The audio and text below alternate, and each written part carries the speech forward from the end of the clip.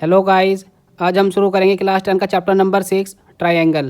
तो आइए शुरू करते हैं इसका इंट्रोडक्शन। सबसे पहले बात करते हैं ट्रायंगल कि ट्रायंगल क्या होता है। क्लोज फिगर विथ 3 साइड, कि ऐसी फिगर जो 3 साइड की क्लोज हो उसको हम बोलते हैं ट्रायंगल। जैसे कि मान लो हमारे पास 3 साइड हो गई और ये फिगर हमारी क्लोज है तो इसको हम बोलेंगे triangle. ABC is a triangle. अब बात करते हैं टाइप्स ऑफ ट्रायंगल। ट्रायंगल कितने प्रकार के होते हैं। ट्रायंगल हमारे पास 3 प्रकार के होते हैं। पहला इक्विलैटरल ट्रायंगल, दूसरा आइसोसेलेस ट्रायंगल, तीसरा स्केलेन ट्रायंगल। इक्विलैटरल ट्रायंगल वो ट्रायंगल होते हैं जिसकी तीनों साइड बराबर होती हैं। आइसोसेलेस ट्रायंगल वो ट्रायंगल होते हैं जिनकी कोई भी 2 साइड बराबर होती हैं। स्केलेन ट्रायंगल वो ट्रायंगल होते हैं जिसकी तीनों साइड अलग अलग होती हैं, कोई भी साइड किसी के बराबर नहीं होती। तो होते हैं टाइप्स ऑफ ट्रायंगल। अब बात करते हैं टाइप्स ऑफ एंगल कि एंगल कितने प्रकार होते हैं। एक ट्रायंगल के अंदर एंगल 3 प्रकार के होते हैं। पहला एक्यूट एंगल, दूसरा राइट एंगल, तीसरा ऑब्ट्यूस एंगल। एक्यूट एंगल वो एंगल होता है जिसकी वैल्यू 90 डिग्री से कम होती है। राइट एंगल वो एंगल होता है जिसकी वैल्यू 90 डिग्री होती है। ऑब्ट्यूस एंगल वो एंगल होता है जो 90 डिग्री से ज़्यादा और 180 डिग्री से कम होता है। अब बात करते हैं कॉन्ग्रुएंट फिगर की। कॉन्ग्रुएंट फिगर क्या होती हैं। Those figure that have same shape and size called congruent figure, कि ऐसी फिगर जिनकी शेप और साइज सेम होती है उसको हम बोलते हैं कॉन्ग्रुएंट फिगर। यहाँ पे देखो ये हमारे पास स्क्वायर हो गया, ये भी एक स्क्वायर हो गया, दोनों की शेप सेम है और दोनों का साइज भी सेम है तो उसको हम बोलेंगे कॉन्ग्रुएंट फिगर। अब बात करते हैं सिमिलर फिगर की कि सिमिलर फिगर क्या होती हैं। Those figure that have same shape called similar figure, कि ऐसी फिगर जिनकी शेप सेम होती है उसको हम सिमिलर फिगर कहते हैं। ये देखो सर्कल हो गया, ये भी एक सर्कल हो गया, दोनों का साइज़ अलग अलग है लेकिन शेप क्या है, सेम है, तो उसको हम क्या बोलेंगे, सिमिलर फिगर। लेकिन अगर कॉन्ग्रुएंट्स की बात करें तो शेप भी सेम होनी चाहिए और साइज़ भी सेम होना चाहिए, लेकिन सिमिलर फिगर के लिए सिर्फ सेम होनी चाहिए, साइज़ कोई मैटर नहीं रखता है। आगे देखो सिमिलैरिटी क्राइटेरिया कि हम किस प्रॉपर्टी से अपने ट्रायंगल को सिमिलर कर सकते हैं। पहला है एंगल एंगल एंगल, दूसरा है साइड एंगल साइड, तीसरा है साइड साइड साइड। हम इन तीनों प्रॉपर्टी से अपने ट्रायंगल को सिमिलर कर सकते हैं। आगे देखो area of similar triangle. Similar triangle का जो एरिया है वो क्या होता है। हमारे पास एक ट्रायंगल है ABC, एक ट्रायंगल है DEF, दोनों ट्रायंगल सिमिलर हैं। ट्रायंगल ABC सिमिलर है ट्रायंगल DEF के, ये सिंबल होता है सिमिलर का। अगर हमारे पास 2 ट्रायंगल सिमिलर हों तो उनका जो एरिया का रेशो होगा उनकी साइड के रेशो के स्क्वायर के बराबर होगा। दो कैसे, एक ट्रायंगल है ABC, एक है DEF, तो एरिया ABC अपॉन में एरिया DEF, तो इन दोनों का एरिया का जो रेशो होगा इनकी साइड के रेशो के स्क्वायर के बराबर होगा। कैसे, यहाँ ले लिया हमने AB तो यहाँ ले लिया DE, तो AB अपॉन DE का स्क्वायर। यहाँ ले लिया हमने BC तो यहाँ ले लिया हमने EF, BC अपॉन EF इसका स्क्वायर। यहाँ ले लिया हमने AC तो यहाँ ले लेंगे हम DF इसका स्क्वायर। तो 2 सिमिलर ट्रायंगल का एरिया का रेशो उनकी साइड का रेशो के स्क्वायर के बराबर होगा। देखो थ्योरम 6.1 जिसे हम BPT कहते हैं, बेसिक प्रोपोर्शनैलिटी थ्योरम। ये क्या कहती है, if a line is drawn parallel to one side of a triangle to intersect the other 2 side in distinct point, the other 2 side are divided in the same ratio. ये theorem कहती है अगर हम किसी भी साइड के parallel एक line खींचते हैं तो पैरेलल लाइन बाकी 2 साइड को इंटरसेक्ट करेगी और जिस पॉइंट पे इंटरसेक्ट किया है उन दोनों साइड को इक्वल रेशो में डिवाइड करेगी। ये होती है हमारी BPT। दो कैसे, ABC ये हमारा ट्रायंगल है, DE ये इसके पैरेलल हो गया, पैरेलल साइड ने क्या किया, बाकी 2 साइड को इंटरसेक्ट कर दिया। अभी जो पैरेलल लाइन है वो अदर 2 साइड को सेम रेशो में डिवाइड करती है। यही हमारी होती है BPT थ्योरम। गिवन है DE parallel BC, DE parallel है BC के, हमें प्रूव करना है AD upon DB is equal to AE upon EC, AD upon DB is equal to AE upon EC। यही BPT थ्योरम होती है कि जो पैरेलल साइड होती है वो अदर 2 साइड को सेम रेशो में डिवाइड करती है। तो ये हमें प्रूव करना है। Join BE and CD, B को E से मिलाया, C को D से मिलाया। Join DM and EN, D को M से मिलाया, E को N से मिलाया। DM perpendicular AC and EN perpendicular AB, DM perpendicular है AC के ऊपर, EN परपेंडिकुलर है AB के ऊपर। इन ट्रायंगल ADE, पहले बात करते हैं ट्रायंगल ADE के अंदर। ADE हम इस ट्रायंगल की बात कर रहे हैं तो एरिया ऑफ ट्रायंगल ADE, तो इसका फॉर्मूला क्या हो जाएगा, 1/2 बेस इंटू हाइट। ये होता है हमारे पास ट्रायंगल का फॉर्मूला। तो area of ADE is equal to 1/2 base हमारे पास हो जाएगा AD, ये हो गया बेस, तो ये क्या हो जाएगी हाइट, तो हाइट हमारे पास हो गई EN। 1/2 ऐसी रहेगा, बेस है AD, हाइट है EN, इसको मान लिया हमने पहली equation. Similarly area of triangle BDE, तो फॉर्मूला हो जाएगा 1/2 बेस इंटू हाइट, 1/2 ये आ गया, बेस हमारे पास हो गया BD और हाइट हो जाएगी इसकी EN। तो हमारे पास ये हो गया 1/2, ये हो गया बेस, ये हो गई हाइट। इसको मतलब हमने दूसरी equation. And area of ADE, तो इसका फॉर्मूला हो जाएगा 1/2 बेस इंटू हाइट। ये हो गया 1/2, बेस हमारे पास हो जाएगा AE, हाइट हो जाएगी DM। ये हो गया बेस, ये हो गई हाइट। इसको मतलब हमने तीसरी equation. And area of DEC, इसका सेम फॉर्मूला हो जाएगा 1/2 बेस इंटू हाइट। ये हो गया 1/2, EC हो जाएगा बेस, हाइट हो जाएगी DM। इसको हम चौथी equation. From first and second equation, पहली और दूसरी इक्वेशन से area ADE upon area BDE। Area ADE की वैल्यू है 1/2 into AD into EN। Area of BDE की वैल्यू है 1/2 into BD into EN। Half से हाफ कट गया, EN से EN कट गया, हमारे पास बचेगा AD into BD। From third and fourth equation, तीसरी और चौथी इक्वेशन से area ADE upon area CDE।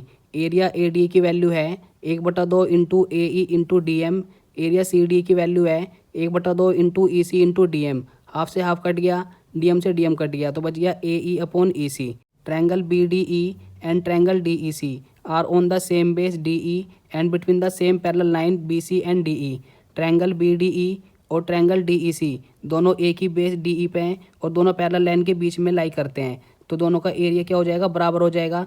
ये तुमने 9th क्लास में पढ़ा होगा कि अगर दो ट्रायंगल एक ही बेस पर होते हैं तो दोनों का एरिया बराबर होता है। एरिया BDE बराबर है एरिया DEC। इसको मतलब हमने पांचवी इक्वेशन। अगर हम कंपेयर करें इनके एरिया के रेशो से, तो पहले वाले रेशो में आ रहा था ऊपर ADE, नीचे आ रहा था BDE, और यहाँ पे आ रहा है ऊपर ADE, नीचे आ रहा है CDE। अगर हम कंपेयर करें तो ADE से ADE कट जाएगा, तो हमारे पास बचेगा एरिया BDE बराबर एरिया DEC। तो हम BDE की जगह क्या लिख सकते हैं, AD अपॉन DB, जो पीछे आया था। एरिया DEC, इसकी हम क्या लिख सकते हैं, AE अपॉन EC। ये हमें प्रूफ करना था, इसको हम बोलते हैं BPT थ्योरम। देखो थ्योरम 6.2, कन्वर्स ऑफ BPT का उल्टा। BPT थ्योरम ये कहती है कि parallel side other two side को सेम रेशो में डिवाइड करती है। अब इसका उल्टा करना है, तो यहाँ पे क्या हो जाएगा कि अगर दो साइड सेम रेशो में डिवाइड करती है तो तीसरी साइड इसको पैरेलल होगी। अब हमें ये प्रूफ करना है।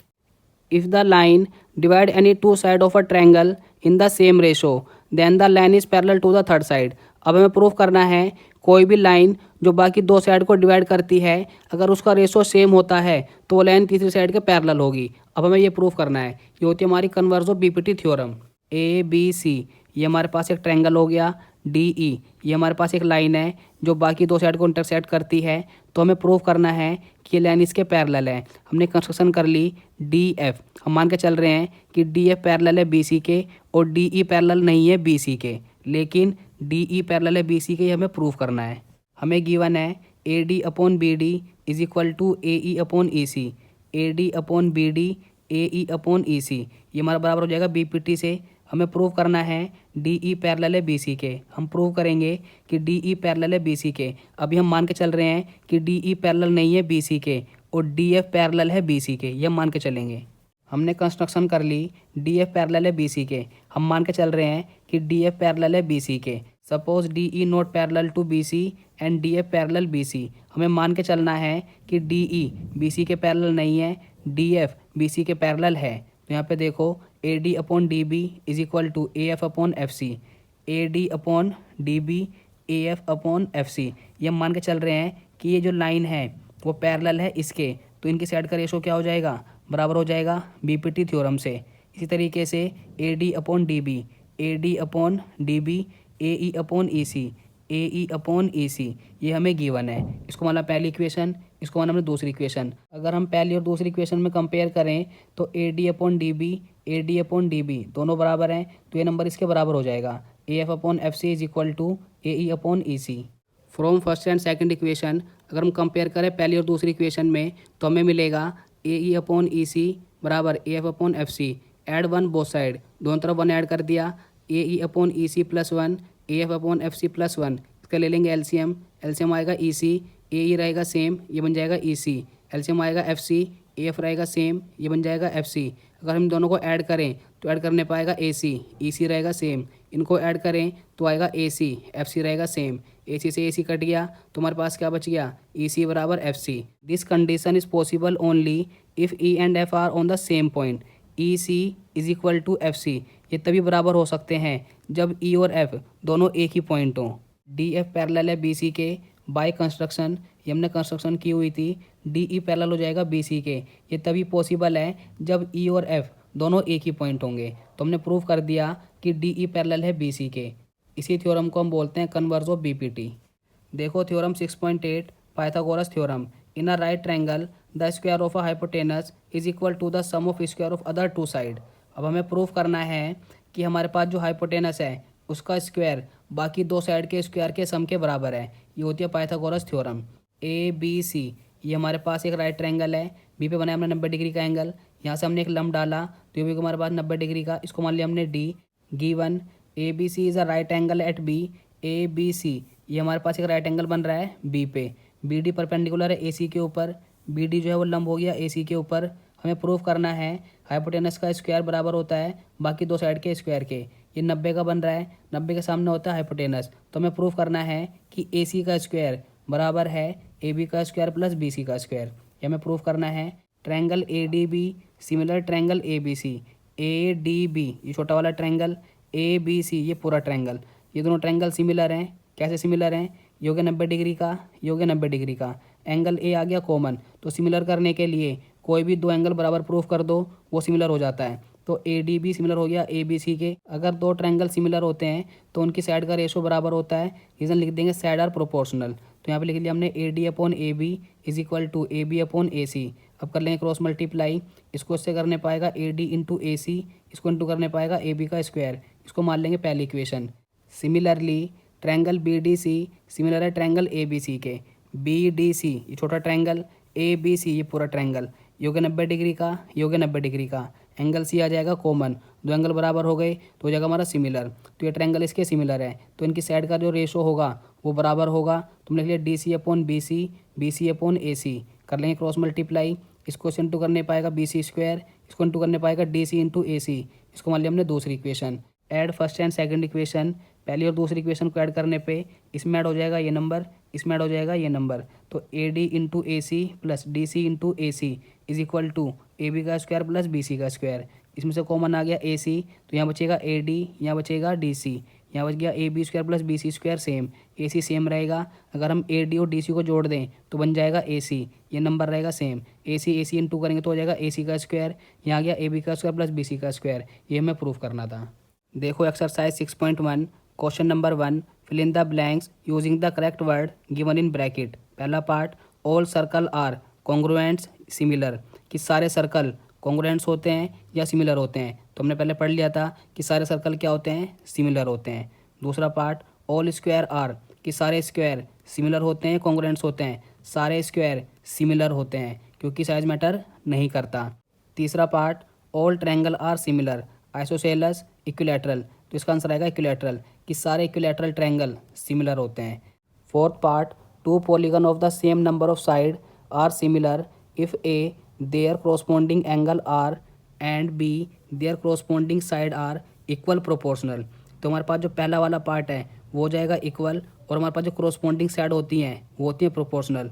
हमारे पास जो corresponding एंगल होते हैं वो होते हैं इक्वल, और corresponding साइड जो होती हैं वो होती हैं प्रोपोर्शनल। समझ में आ गया? देखो उसका सॉल्यूशन। पहले बात करते हैं सिमिलर फिगर की। Two equilateral triangle and circle, कि दो इक्विलैटरल ट्रायंगल सिमिलर होते हैं, दो सर्कल सिमिलर होते हैं। अब बात करते हैं नॉन सिमिलर फिगर की। हमने यहाँ पे क्या ले लिया, एक ट्रायंगल ले लिया, एक स्क्वायर ले लिया। ये हमारे पास क्या है, नॉन सिमिलर फिगर है। हमने एक सर्कल ले लिया, एक रेक्टेंगल ले लिया, ये भी नॉन सिमिलर फिगर है। देखो question number 3 state whether of the following quadrilateral are similar और नॉट। हमें बताना है कि ये सिमिलर है या नहीं है। हमारे पास एक फिगर ये है, एक फिगर ये है, तो यहाँ पे 1.5 3 3 3 3, तो इनके जो प्रोपोर्शनल साइड हैं उसका रेशो तो बराबर आ जाएगा। लेकिन क्या शेप सेम है? शेप सेम नहीं है, तो लिख देंगे आंसर इसका नॉट, कि शेप आर नॉट इक्वल, किसकी जो शेप है वो सेम नहीं है, इसलिए सिमिलर नहीं है। तो ये थी हमारी एक्सरसाइज 6.1। आई होप कि आपको अच्छे से समझ में आ गई होगी। Thank you so much for watching this video.